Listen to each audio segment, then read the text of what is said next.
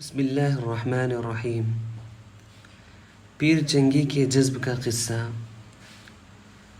حضرت جلال الدین رومی رحمۃ اللہ علیہ نے اپنی مثنوی میں ایک چنگ یعنی سارنگی بجانے والے کا قصہ لکھا ہے کہ یہ سارنگی بجایا کرتے تھے، بہترین آواز تھی، ہر وقت گانا گا رہے ہیں، سارنگی بجا رہے ہیں، آواز ایسی کہ بچے اور جوان، مرد اور عورت ہر وقت گھیرے رہتے ہیں۔ کوئی حلوہ لا رہا ہے، کوئی بریانی لا رہا ہے، کوئی کباب لا رہا ہے، پیسے برس رہے ہیں۔ لیکن جب بڈھے ہو گئے اور آواز خراب ہو گئی تو ساری دنیا ہٹ گئی، سب لوگ بھاگ گئے کہ اب یہ پھوٹا ربانہ کوے کی سی آواز کون سنتا ہے۔ اب کوئی پوچھتا نہیں، یہاں تک کہ فاقہ کی نوبت آ گئی، بھوکوں مرنے لگے۔ تب مدینہ پاک کے قبرستان میں جا کر ایک ٹوٹی ہوئی قبر میں لیٹ گئے اور اللہ تعالیٰ کو اپنا بھجن سنانا شروع کیا۔ سارنگی بھی بج رہی ہے اور بھجن بھی سنا رہے ہیں۔ اور کیا سنا رہے ہیں کہ اے اللہ، جب میری آواز اچھی تھی تو آپ کے بندے مجھے حلوہ دیتے تھے، مرد و زن، بوڑھے بچے سب گھیرے لیتے تھے۔ اب میری آواز خراب ہو گئی تو آپ کی مخلوق نے مجھ سے بے وفائی کی۔ میں ساری دنیا سے مایوس ہو کر اب آپ کے دروازے پر آ پڑا ہوں۔ اس قبرستان میں اب میں آپ کو اپنی آواز سناؤں گا۔ آپ کی مرضی، چاہے تو جلا دیجئے یا قبر میں سلا دیجئے، میں تو پہلے ہی سے لیٹا ہوا ہوں۔ اگر بچے پر فالج گر جائے، لنگڑا لولا ہو یا اندھا ہو، لیکن ماں باپ اس کو رد نہیں کرتے۔ ہم نے کبھی نہیں سنا کہ کسی ماں باپ نے لنگڑے لولے بچے کو پھینک دیا ہو۔ آپ نے مجھے پیدا کیا ہے، میری آواز کے خریدار آپ ہی ہو سکتے ہیں، لہٰذا آج آپ ہی کو سناؤں گا۔ اگر آپ چاہیں تو بھوک سے روح نکال لیں، میں تو قبرستان میں ہی ہوں، میرے لیے تو کسی کو قبر بنانے کی ضرورت نہیں۔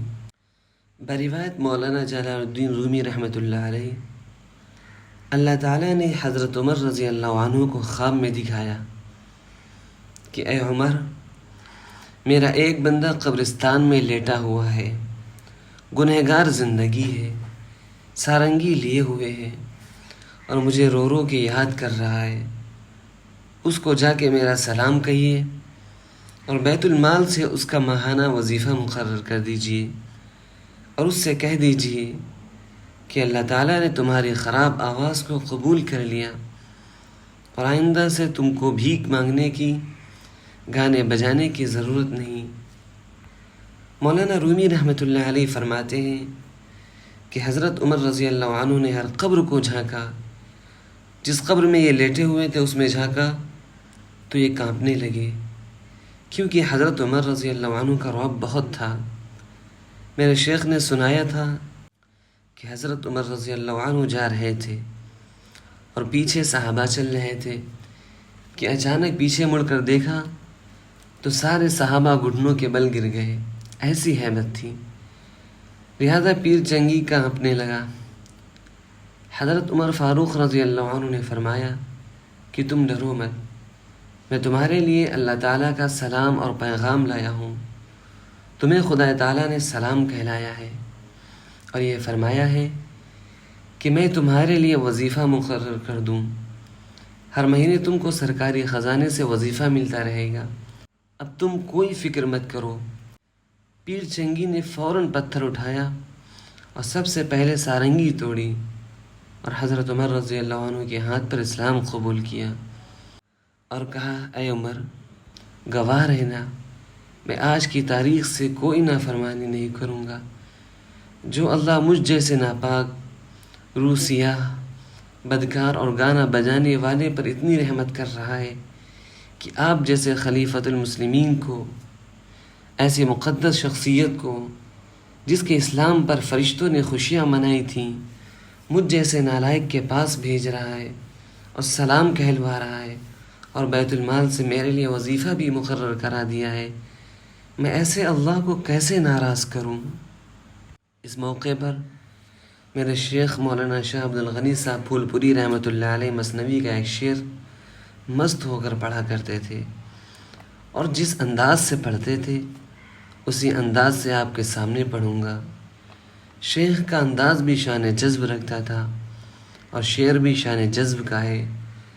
جب چنگ بجانے والا ایک فاسق توبہ کر کے ولی اللہ ہو گیا، اس وقت حضرت رومی رحمۃ اللہ علیہ نے یہ شعر پیش کیا ہے: پیر چنگی کے بود خاص خدا۔ سنیے، جب حضرت پڑھتے تھے تو اس طرح ہاتھ پھیلا لیتے تھے: پیر چنگی کے بود خاص خدا۔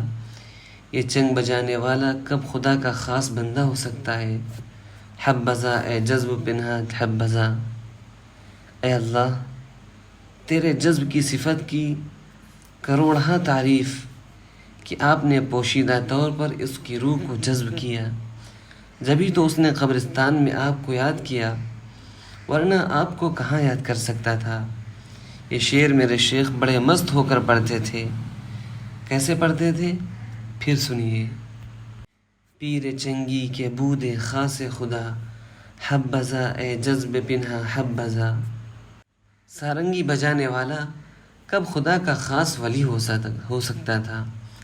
لیکن اے خدا، بے شمار تعریفیں ہو تیرے صفت جذب کی، عجیب شان ہے تیرے صفت جذب کی کہ جس نے پوشیدہ طور پر اس کو آپ تک پہنچایا، جس کو تو چاہے تو 100 برس کے کافر کو جذب کر کے فخر اولیاء بنا سکتا ہے۔ جوش میں آئے جو دریا رحم کا، جوش میں آئے جو دریا رحم کا، گبر 100 سالہ ہو فخر اولیاء۔ اگر خدا ارادہ کرے اور اپنی رحمت کا دریا بہا دے تو 100 برس کا کافر خالی ولی ہی نہیں، فخر اولیاء ہو سکتا ہے۔ اب میرے دل میں پھر پچھلے جمعہ کی طرح بریک لگ رہی ہے۔ مولانا رومی فرماتے ہیں: چوں فتح از روزن دل آفتاب۔ میری مثنوی کے 28,500 اشعار ہو چکے، مگر میرے دل کی کھڑکی کے سامنے جس آفتاب سے مجھے علم آ رہا تھا، اللہ کے فیض کا وہ آفتاب غروب ہو گیا، ختم شد واللہ اعلم بالصواب۔ تو میری مثنوی ختم ہو رہی ہے، بس میری تقریر بھی اب ختم ہو رہی ہے۔ اللہ تعالیٰ میری زندگی میں اور آپ کی زندگی میں برکت دے، صحت و عافیت کے ساتھ۔ اور اس نیت سے میں یہ حالات پیش کر رہا ہوں، میرے اللہ کو ہم نالائقوں پر رحم آ جائے کہ یہ ہمارے جذب کی داستان سنا رہا ہے، میرے جذب کے حالات بیان کر رہا ہے، میری شان جذب کے گیت گا رہا ہے، تو کیوں نہ میں اس کو اور اپنے ان بندوں پر صفت جذب کی نوازش کر دوں۔ دعا کیجیے: اللہ جن بندوں کے تذکرے ہوئے اپنی رحمت سے، آپ نے ان کو کہاں سے کہاں پہنچایا، ہم گنہگاروں کو بھی جذب فرما لے، ہماری ماؤں بہنوں بیٹیوں کو بھی جذب فرما لے، اختر کو اور اس کے گھر والوں کو، آپ کو اور آپ کے گھر والوں کو۔ یا اللہ، اپنی صفت جذب سے ہم سب کو جذب فرما لے تاکہ ہمیں پھر کوئی کھینچ نہ سکے۔ اے خدا، ہمارے قلب و جاں کو اپنی ذات پاک کے ساتھ اس طرح چپکا لیجئے جیسے ماں چھوٹے بچے کو چپکا لیتی ہے اور اس پر دوپٹہ بھی ڈال دیتی ہے اور تھوڑی اس کے سر پر رکھ دیتی ہے اور محبت سے اس کو دبا بھی لیتی ہے۔ اے خدا، ہمارے قلب و جاں کو اپنی ذات پاک کے ساتھ اس طرح چپکا لیجئے کہ ہماری روح آپ سے ایسی چپک جائے کہ حسن کی دنیا، مال و دولت کی دنیا، تکبر و عزت کی دنیا، پوری دنیا ہمیں آپ سے ایک اعشاریہ بھی کھینچ نہ سکے، ایک بال کے برابر کوئی ہمیں آپ سے الگ نہ کر سکے۔ بس اپنی رحمت سے ہماری اس دعا کو قبول فرما لیجئے۔ یا اللہ، ہمارے قلب و جاں کو اپنی ذات پاک کے ساتھ چپکا لیجئے، جذب فرما لیجئے۔ آپ کے جذب کے بعد پھر کسی کی طاقت نہیں جو ہمیں آپ سے کھینچ سکے۔ ماں سے بچے چھینے جا سکتے ہیں کیونکہ ماں کمزور پڑ سکتی ہے، اگر کوئی تگڑا غنڈہ آ جائے تو ماں سے اس کا بچہ چھن سکتا ہے، چاہے کتنا ہی جذب کیے ہو، کتنا ہی دبائے ہوئے ہو۔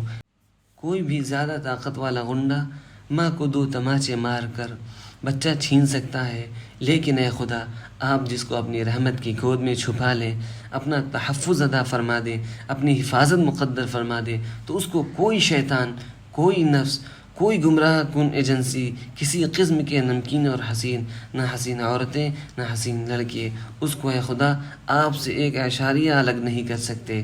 لہٰذا اختر آپ سے اپنے درد دل کے ساتھ اور قلب و جاں کے ساتھ اور نہایت ہی عاجزانہ الہا اور گڑ گڑا کر یہ دعا کرتا ہے کہ اے خدا جان اختر کو بھی جذب فرما لے، جان مظہر کو بھی، جان منظر کو بھی، میرا خاندان مختصر سا ہے، اے خدا ہم سب کو جذب فرما لے، میں ہمارے بال بچوں کے اور جو میرے دوست احباب یہاں ہیں اور جو آپ حضرات یہاں تشریف لائے ہیں، جو عورتیں آئی ہیں، ان سب کو بھی، ان کے گھر والوں کو بھی اپنی رحمت سے جذب فرما لے، اور اس طرح اپنا بنا لے کہ ہم یہ کہہ سکیں دونوں جانب سے اشارے ہو چکے، ہم تمہارے تم ہمارے ہو چکے، ہمیں ایسا جذب فرمائیے کہ ہم اس شعر کو پڑھ کر مست رہیں، اور اے اللہ ہم سب کو صحت و عافیت بھی عطا کر دے۔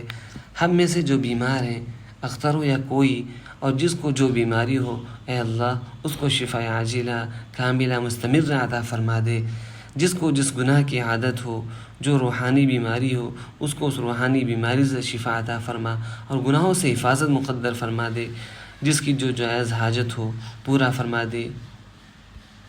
اے خدا ہم سب کو جملہ نافرمانیوں سے حفاظت نصیب فرما، ایمان پر خاتمہ مقدر فرما، سلامتی اعضاء اور سلامتی ایمان کے ساتھ زندگی نصیب فرما، اور سلامتی ایمان کے ساتھ دنیا سے اٹھا، اور ایمان پر خاتمہ کے بعد میدان محشر میں بے حساب مغفرت فرما کر جنت میں اس طرح اکٹھا فرما دے جیسے کہ یا اللہ ہم سب آپ کے نام پر جمع ہیں۔ ربنا تقبل منا انك انت السميع العليم وتب علينا انك انت التواب الرحيم، وصلى الله على خير خلقه محمد وعلى اله وصحبه اجمعين برحمتك يا ارحم الراحمين۔